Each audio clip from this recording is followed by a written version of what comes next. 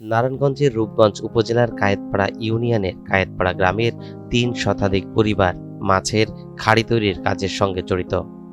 বছরের পর বছর পার হয়ে গেলেও এখনো পুরনো সেই পেশায় নিজেদের নিয়োজিত রেখেছেন এখানকার কারিগররা। এই গ্রামের প্রায় ৩ শতাধিক পরিবার এ পেশার সঙ্গে জড়িত হয়ে জীবিকা নির্বাহ করছেন। বংশ পরম্পরায় ১০০ বছর ধরে তারা এ কাজ করে যাচ্ছে। এই ব্যবসাটা আমার বাপ কাকারে আগে করতো, এই গ্রামে সবটাই করতো, এখন আস্তে আস্তে এটা কমে গেছে। আমাদের এই গ্রামের শতকরা মনে করেন ৮০% লোক এই ব্যবসার সাথে জড়িত ছিল।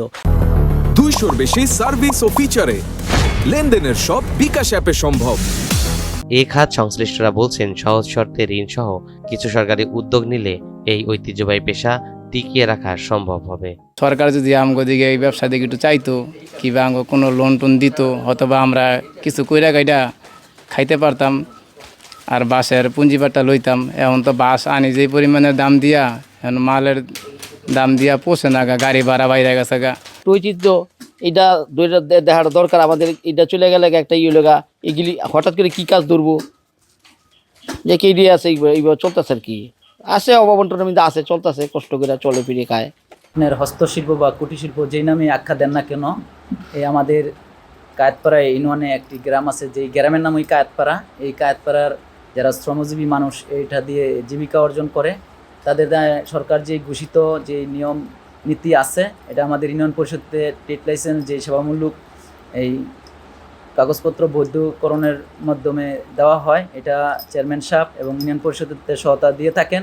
এবং সরকার ঘোষিত যে সমস্ত সহযোগিতা আছে, যে লোন টোনের বিষয় যদি নেয়, এটা আমাদের ইউনিয়ন পরিষদের সর্বাত্মক সহযোগিতা করে থাকেন, বিগত দিনেও করেছেন, এখনও করে, ভবিষ্যতেও করবে, এটাই আমরা আশাবাদী।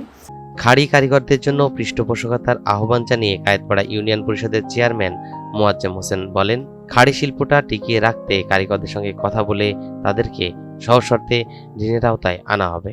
কায়েতপাড়া থেকে বলছি, আমাদের ইউনিয়ন পরিষদ থেকে আমাদের যতটুকু সহযোগিতা লাগে আপনাদেরকে করব, এবং আমরা প্রশাসন থেকেও আমরা এই ধরনের প্রশাসনের কাছে শুভকামনা করি, যেন আমাদের এই কুটির শিল্পটা বেঁচে থাকে, এই জনগণগুলো যেন উপকৃত হয়।